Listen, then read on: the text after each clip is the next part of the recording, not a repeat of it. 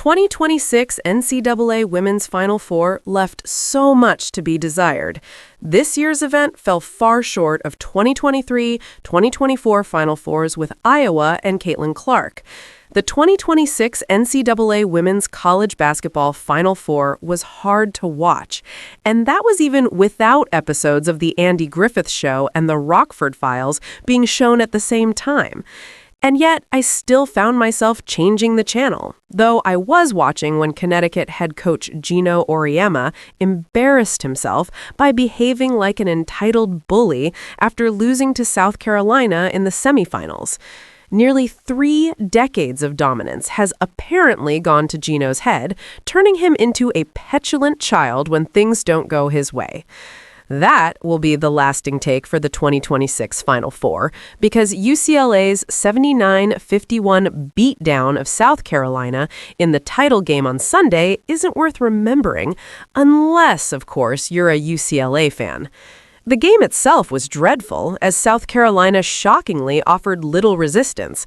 Iowa head Jan Jensen and her players can take some solace in knowing that the game in which they lost by 51 points in the Big Ten tournament this season came against the eventual national champion, which would go on to win the title game by 28 points.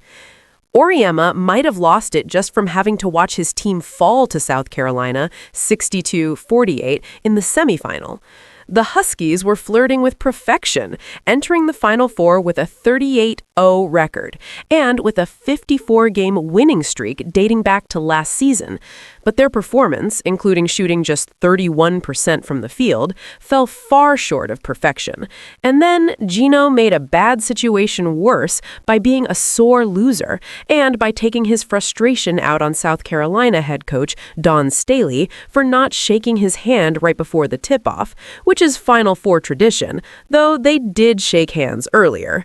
Geno's tirades seem to be about more than just a handshake. Staley has built her own dynasty at South Carolina, so perhaps Geno feels threatened by her success. The women's Final Four already lacked a Cinderella story, with all 4 of the teams expected to be there as number 1 seeds. But the 3 games weren't even that competitive. The most competitive game was UCLA's 51-44 victory over Texas in the semifinal, but it was boring to watch unless you enjoy watching teams miss a bunch of three-point shots and struggle just to function on offense. Sunday's championship game never was competitive, as UCLA never trailed and opened up a double-digit lead in the first quarter. The 28-point margin of victory was the 3rd largest in a Division I women's championship final. Great for UCLA, but bad for the game. Caitlin Clark didn't just spoil Iowa fans with her rise to legendary status as a Hawkeye. She also spoiled fans of the women's game, turning the 2023 and 2024 Final Fours into monumental events that captivated the nation.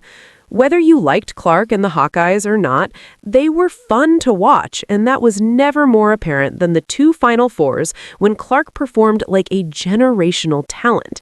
This year's Final Four, on the other hand, didn't come close to matching the Final Fours with Clark, as there was little drama and way more defense than offense. It just wasn't fun to watch, and that hurts the women's game after it had made so much progress during the Clark years.